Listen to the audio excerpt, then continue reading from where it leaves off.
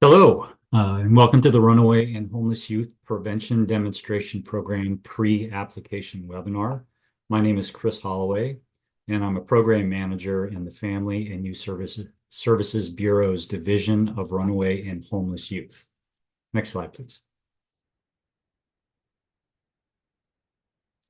So we have four primary goals for today's pre-application webinar to include orienting potential applicants to the fiscal year 24 Notice of Funding Opportunity Announcement, also known as NOFO, providing an overview of the key elements of the Runaway and Homeless Youth Prevention Demonstration Program, NOFO, addressing eligibility requirements, application process, and corresponding timelines, and then finally responding to questions submitted in advance of this webinar that were screened and approved for us to share.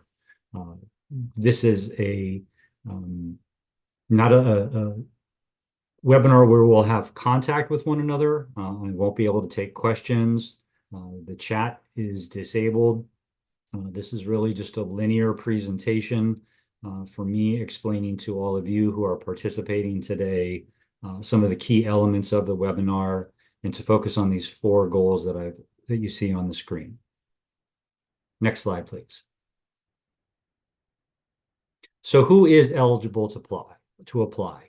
Public organizations to include local, tribal, or state government entities, and this may include school systems, are all eligible to apply. Who is not eligible to apply is if an organization is a for-profit entity.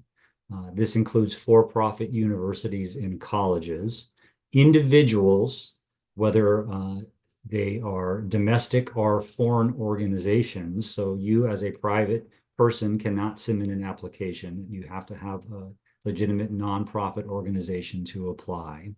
And finally, if your organization is a local or state government organization that is part of the juvenile justice system, your organization is not eligible to apply. Next slide, please. So how does the process work? For starters, by June 7th, that's the due date for applications, you will submit your application to grants.gov, and you are limited to 2 uploaded files.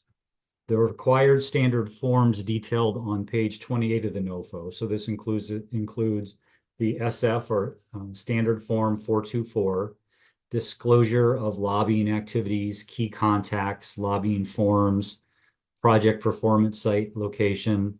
All of those are not considered part of the 2-file upload and do not work against you in terms of the number of pages and files that you can upload.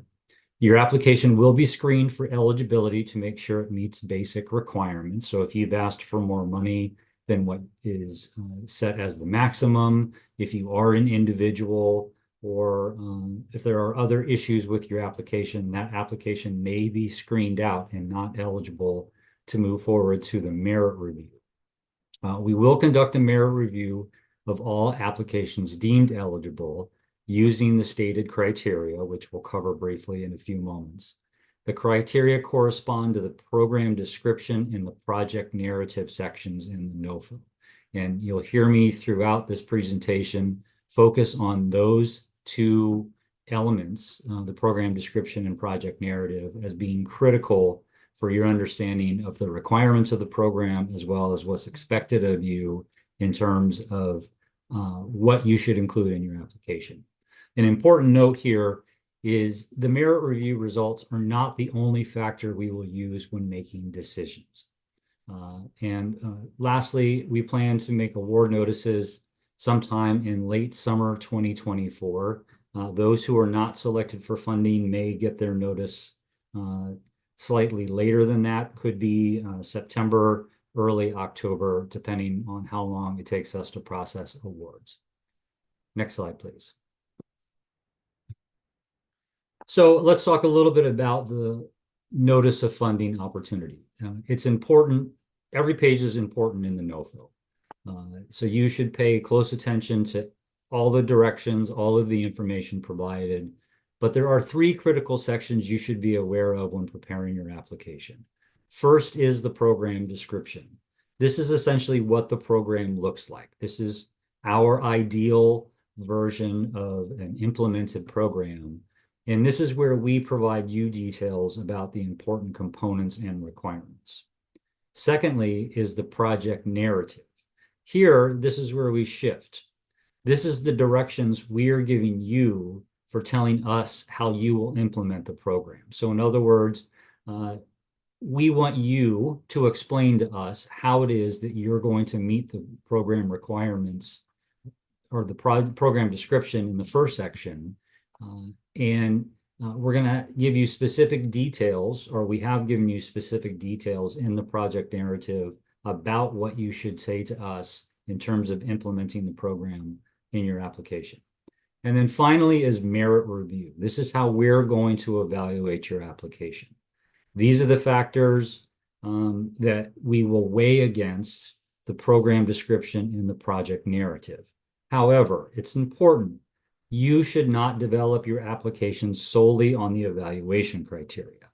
You should be reviewing the program description and the project narrative and developing your application based on the description of the program and the directions that we give you in the project narrative. And then lastly, there are some other important items that we'll cover toward the end should your application be funded, but you should be aware of them before you submit an application so that you're prepared to meet these requirements if an award is made. Next slide, please. So let's get into the NOFO a little bit. The primary goal of the Runaway and Homeless Youth Prevention Demonstration Program is to expand existing partnerships with organizations focused on education, health, mental health, child welfare, family support, substance abuse, prevention, intervention, many more, with the focus on developing a coordinated youth homelessness prevention strategy. In other words, this is not intended to be done in isolation as a single organization. This is a holistic community-wide approach that should include all of the partner organizations that are both traditional partners as well as non-traditional partners in the development of a prevention strategy to prevent youth from experiencing homelessness. Next slide, please. So what does it look like?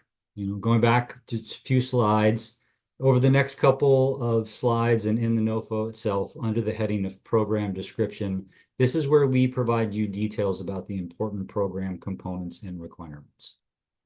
Next slide.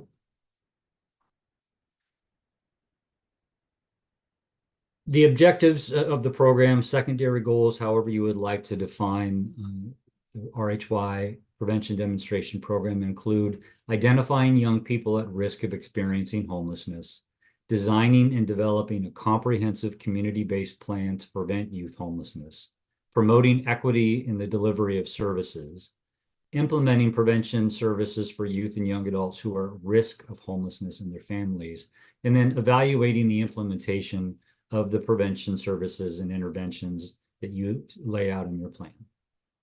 Next slide, please. As emphasized a moment ago, you must partner with providers to create a safety net to improve accessibility, delivery, and quality of services for young people and their families who are at risk of becoming homeless. Examples of partner agencies should include, but are not limited to, and again, not an exhaustive list, but education, health, child welfare, family support, substance abuse prevention and intervention, domestic violence, crisis intervention, and there are many, many more who are in your community that you should turn to and engage in the partnership activities. Next slide, please. So a couple of important side notes. Funding may not be used for activities that focus only on education or outreach. In other words, these funds are not intended to do outreach events at fairs or holding town hall meetings. And really, while it's important to address all levels of prevention, the purpose of this opportunity is to focus on secondary prevention. That's prevention that is intended to alleviate an existing problem or change or prevent it from getting worse. So think clearly and closely and intentionally about how you in your community would implement a secondary prevention strategy, that being to prevent youth and young adults from experiencing homelessness. Next slide, please. So excuse me. So the program consists of two distinct but equally important phases. Phase one, this is when you develop a prevention plan. This is when the community comes together, you sit down at a table, you convene meetings, you discuss amongst yourselves about how you're going to tackle this. And then phase two is the actual implementation. This is when you implement the prevention interventions and services tailored to the youth and young adults at risk of homelessness in your community. Next slide, please.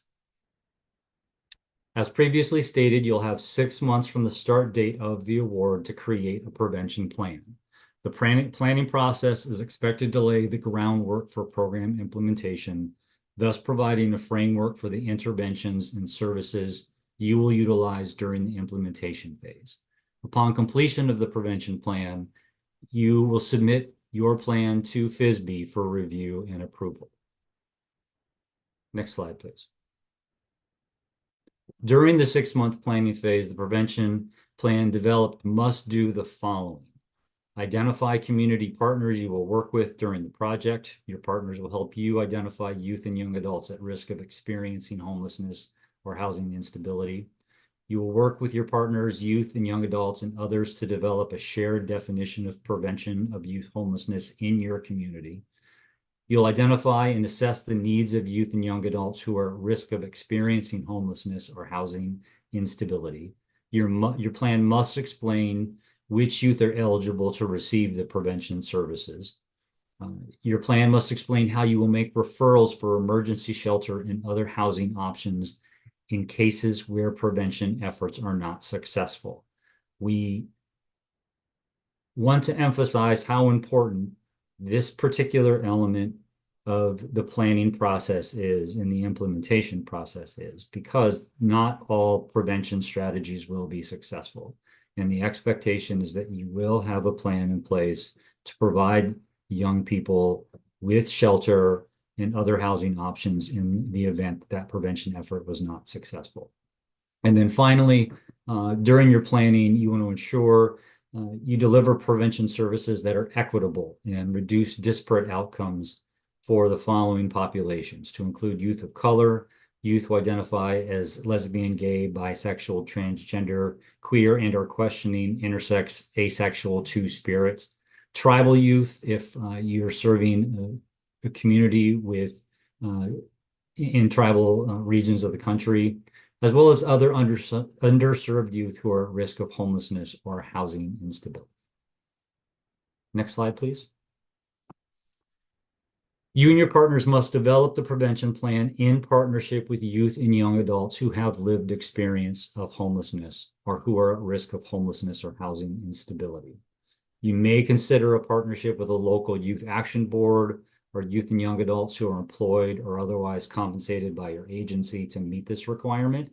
This is a critical element of the program, that consultation and active, real engagement, authentic engagement with youth and young adults with lived experience. Next slide, please. Phase 2, implementation. So during phase 2 of the program, you will implement the prevention plan developed in phase 1. This will require you to identify youth and young adults at risk of experiencing homelessness and provide them with robust, holistic prevention services to respond to their diverse needs.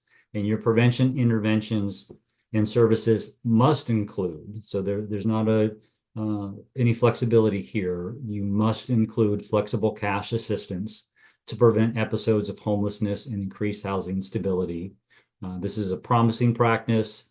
There have been several studies that show that this improves outcomes for youth and young adults and increases the well-being of them and their families. And then secondly, the other required intervention is individualized support services in case management, which is responsive to the needs of the community and support the housing stability of youth and young adults and their families.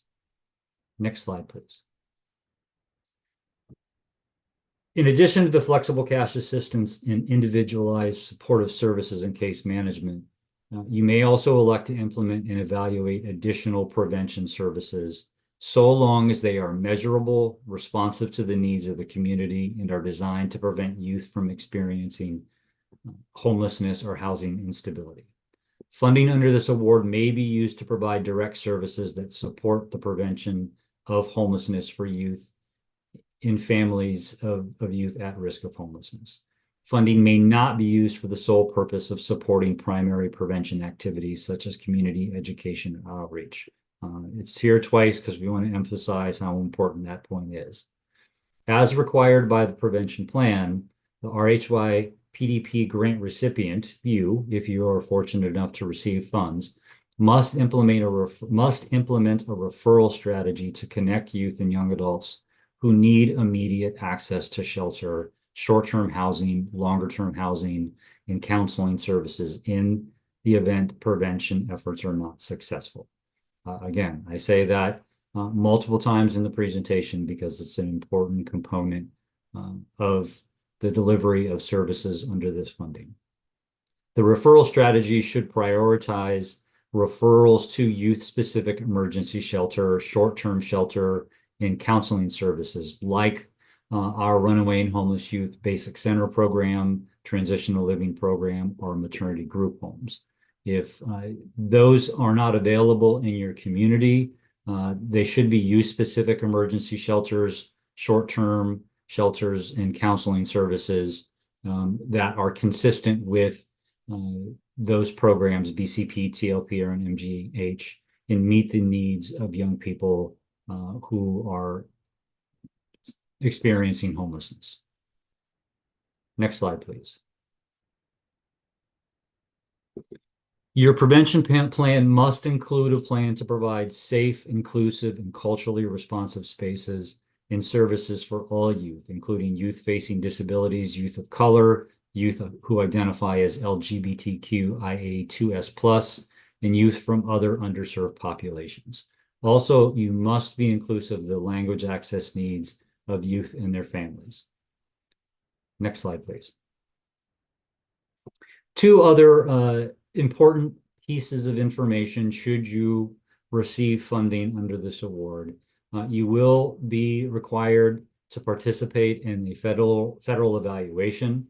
The evaluation will be conducted by an independent contractor with experience leading small and large-scale demonstrations and/or descriptive and impact evaluations.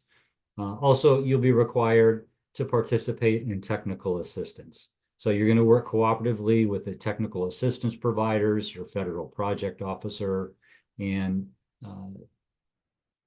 for a variety of technical assistance means. This may include regionally based assistance, training sessions, e-learning, webinars, and participation during the national grantee training. Next slide, please. All right, so project narrative. These are the directions for you to explain how the project will meet the purpose of the funding opportunity. You should follow these directions closely and thoroughly. Again, let me repeat. These are our directions to you as a potential applicant about what you should be telling us in your application. And they're a reflection of the items that I've already discussed in the program description, but we go into more detail and more directions about what you should be telling us in your application. Next slide, please. What your application should include. So first and foremost, there should be a table of contents at the beginning that guides the reader through the contents of your application. There should be a project summary, an abstract, if you will, that provides a one-page summary of the project description. Do not cross-reference to other parts of the application in this one-page summary. Finally, the project narrative is where you address all your proposed activities.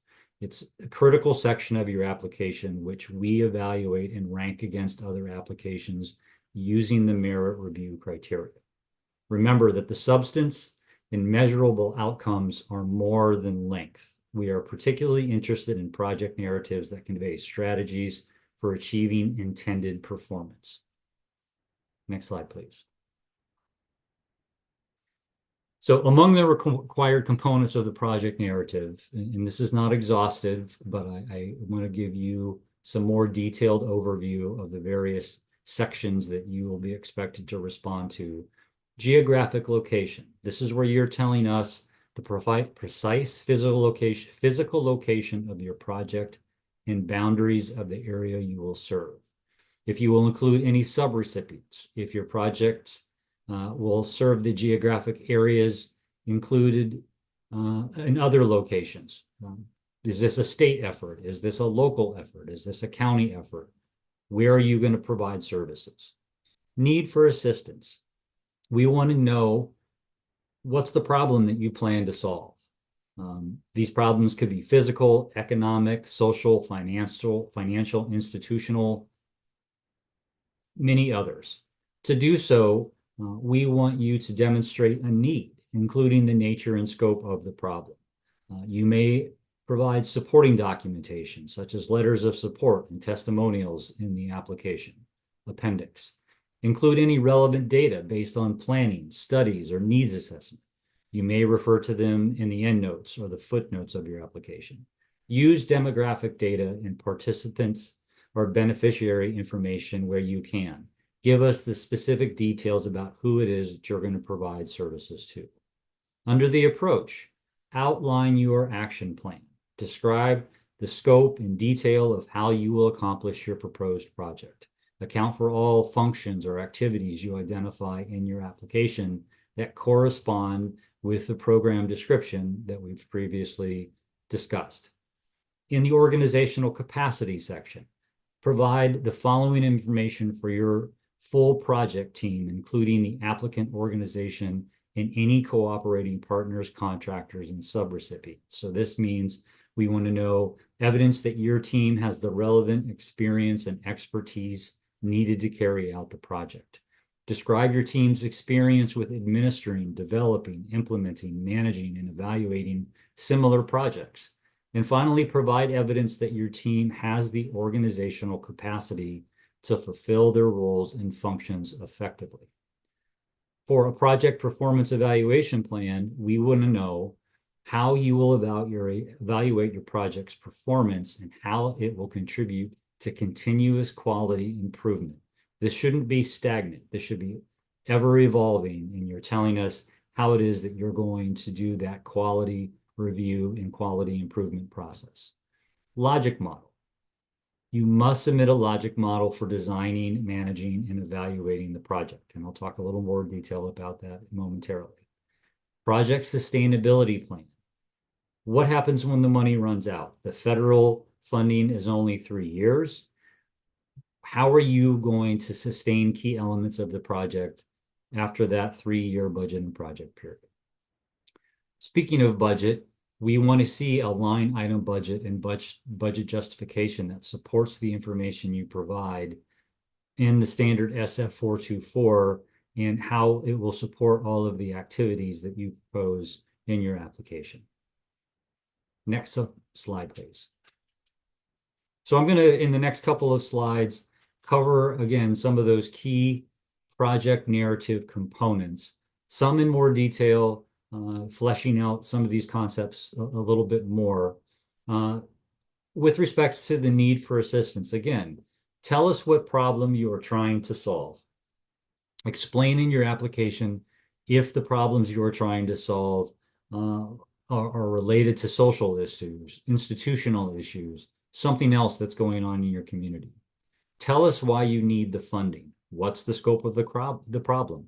Do you have data? Do you have needs assessments? Or are there other facts you can present supporting your position as to why it is you need these funds?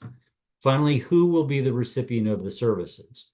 Use data to include demographic data to explain who you're going to target within your geographic area and why it is that that particular population of young people is the most important population of individuals for you to provide homeless prevention services to.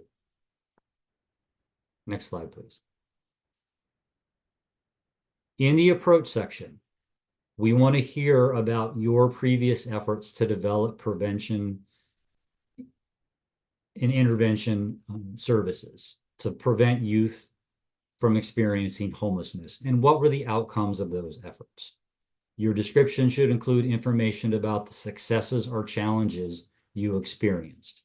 You learn just as much from failures as you do from successes, and we want to know how have those efforts informed the approach that you're proposing in your application. You should also discuss any lessons you learn and how you improve your prevention efforts from your past experience. So not just a discussion about what those failures were, but how you've used those failures to improve your efforts going forward and how you will use them to inform your application that you're submitting for this funding opportunity. In the approach section, you're going to talk about phase 1, how you will develop your prevention plan, and then phase 2, how you will transition from planning to implementation. Next slide, please. Some other important things for you to consider in directions that we're giving to you as you're preparing your application. Again, we want to hear your previous efforts to prevent youth homelessness and the outcome of those efforts. Your description should include, again, information about the successes or challenges you've experienced.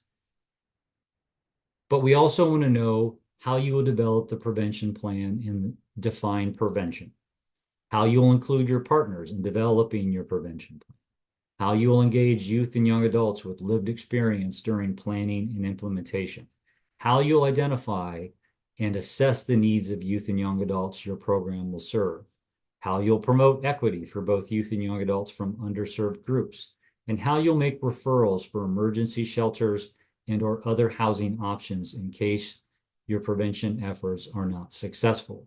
So at this point, I hope that you can see there's a one-to-one relationship between those things that we've laid out in the program description with what we're asking you to tell us in the project narrative, the specific directions that we're giving to you to explain how it is that you're going to achieve success if you receive the funds. Next slide, please. Within the approach section, we want to hear how you will transition from planning to implementation. Specifically, you must discuss your initial thoughts for how you will implement the following. Flexible cash assistance, individualized support services and case management, and other prevention services you will use to prevent homelessness. It's important to note, not all prevention efforts will be successful. So once again, you must describe how you will provide access to safe, stable, and appropriate shelter and services, and how your partners will support the program. We recognize that this is a demonstration program, and we're asking you in the approach section to tell us how you will implement. This is your best understanding of how you will proceed, but it's also why we're giving 6 months for planning, where you'll refine and really focus your efforts on developing an implementation strategy that's going to be most effective in your community. Next slide, please. Organizational capacity. So what we're asking in this section is for you to provide evidence to us that your team has the relevant experience and expertise needed to carry out this project. We want to know that you have experience administering, developing, and implementing similar projects. We also want to see evidence that your team has the organizational capacity and capability to fulfill the roles and functions effectively. This isn't all direct service. There's a lot of coordination and partnership engagement required, and we want to see that you have the experience and the ability to do that work. Next slide, please. In describing your project performance evaluation, you should explain how you will monitor ongoing activities and the progress towards the project's goals and objectives. We want to know the inputs, key activities, and expected outcomes of the funded activities. Inputs might include your collaborative partners, key staff, budget, service process, and other resources. We want to know how you will measure the inputs, activities, and outcomes, how you will use the resulting information to improve the funded activities, any process that supports your overall data quality, collection, and evaluation, the organizational system and process that you will use to track performance outcomes, and finally, how your organization will collect and manage data in a way that allows for accurate and timely reporting of performance outcomes. Next slide, please.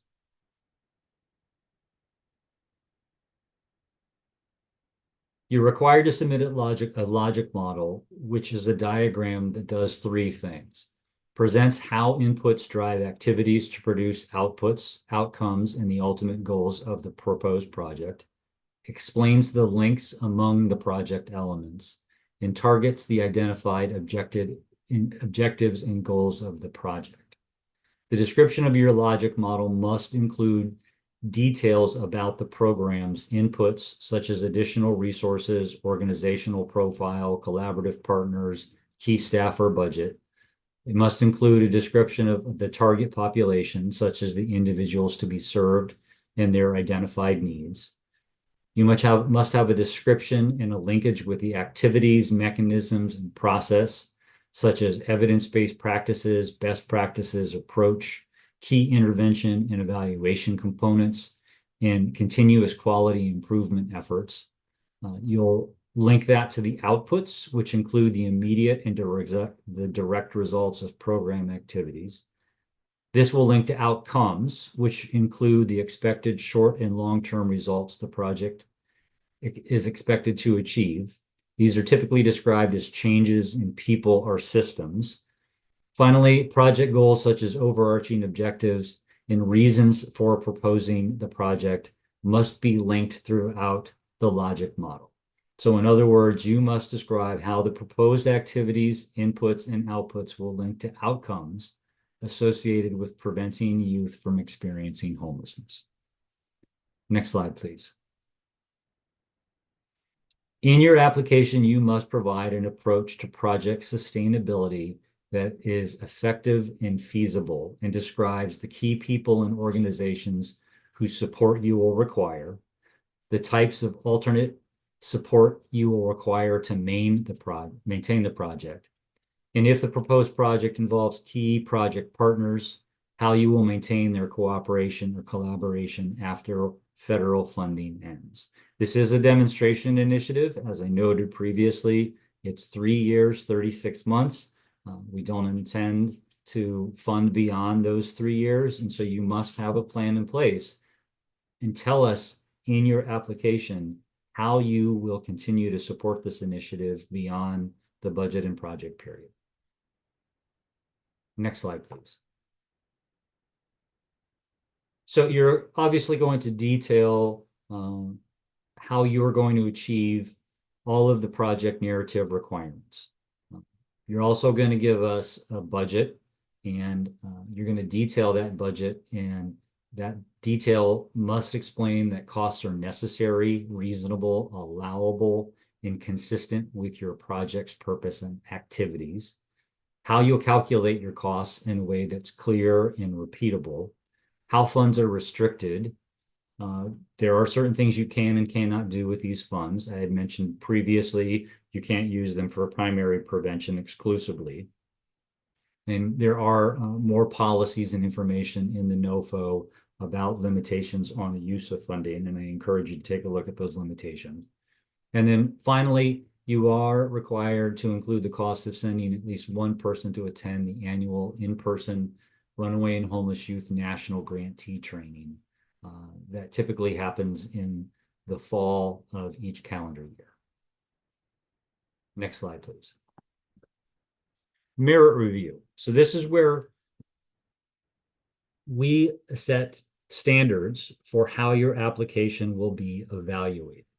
Reviewers will review and score your application based on how thoroughly you answer the questions in the evaluation criteria. These subsections correspond to the required components of your application as described in the program description and project narrative. So to emphasize the point that I made a second ago, please don't rely on the evaluation criteria as the guiding force for how you develop your application. You should really focus on the project narrative, what I just covered, where we give you all the details about what your application should include. But we want to take a few moments as we wrap up the presentation this afternoon, just to cover the merit review and give you some idea of the criteria that we're utilizing. So under the need for assistance, we will evaluate how successfully you explained why it is that you need assistance. In other words, did you demonstrate to us the need and clearly explain the extent of youth homelessness in your community and what resources are already in place to address them? Did you tell us how you will identify and who will be the recipient of the services? So we're going to look to make sure that you give us demographic data and participant information for the beneficiaries of the funding. Next slide, please. Oh, one more, sorry. When reviewing your application, we'll consider the extent to which you have developed a comprehensive program approach that clearly details past and existing efforts to implement youth homelessness and prevention strategies. We'll evaluate your plan to convene stakeholders and facilitate a strategic planning process to identify and develop youth homelessness prevention strategies during the first 6 months of the project.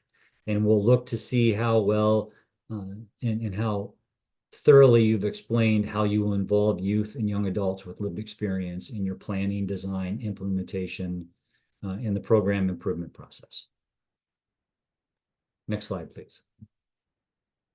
Additionally, under the approach, we will evaluate your application on how well you explained your process from transitioning from phase 1 to phase 2 and how you will use the required prevention services, that being flexible cash assistance, individualized supportive services and case management, as well as any additional prevention services tailored to youth and young adults at risk of homelessness. Finally, we'll evaluate your proposal to provide youth and young adults access to safe, stable, and appropriate shelter and services should the prevention efforts not work. Next slide, please. With respect to the organizational capacity and third-party agreements, we will consider the extent to which you have effectively provided evidence of experience and expertise in operating runaway and homeless youth projects designed to prevent and end youth homelessness.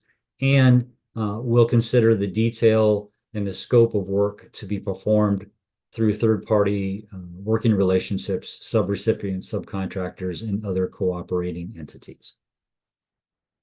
Next slide, please. In reviewing the performance evaluation plan, we will consider the extent to which you effectively provide an effective approach for evaluating progress, what you will do to improve it, and what changes you will face. Finally, we will evaluate your proposal to operationalize the youth homelessness prevention plans and activities as detailed in the proposed logic model. Next slide, please. In reviewing the budget and budget justification, we will consider the extent to which you thoroughly provide a clear line item budget and narrative budget for the federal amount and non-federal amount in your application. We'll evaluate whether your budget clearly explains why the funds are necessary and confirm you included the costs of sending a staff person to attend the required training or meetings.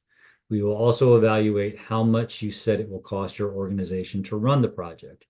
And in addition to the federal funds from this award, what other funds are required and what the source of those funds is. Next slide, please.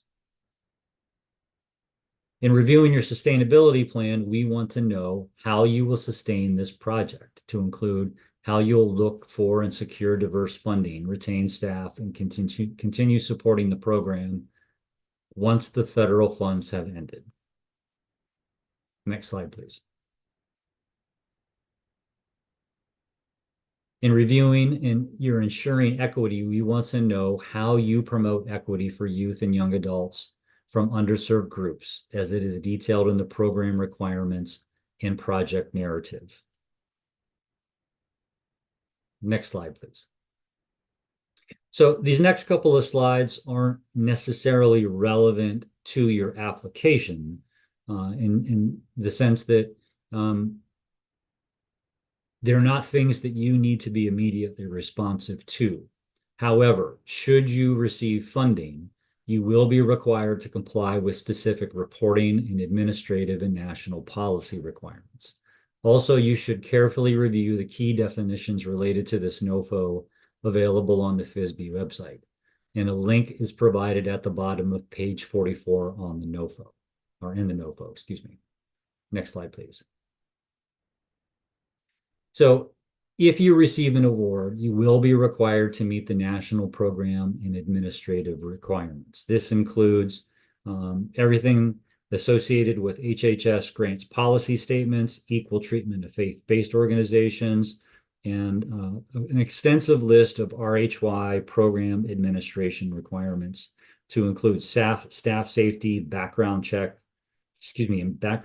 emergency preparedness plans, licensing requirements, training plans, how you'll serve youth who run away from foster care or correctional institutions, how you'll participate in technical assistance, monitoring, and short-term training, and our confidentiality requirements. Again, you are required to adhere to these requirements as a condition of receiving the award. Failure to do so could result in the loss of funding. So I strongly encourage you to review the national program and administrative requirements to ensure that you could adhere to them if you were to receive the award. Next slide, please.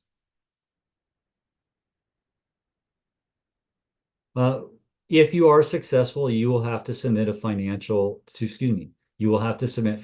and performance reports. To learn more about reporting, see reporting, and there's a link in the NOFO at the ACF website. And next slide, please. All right, so in the NOFO, we included a link for prospective applicants to submit questions. For this particular NOFO, we received less than 5 or 6 questions.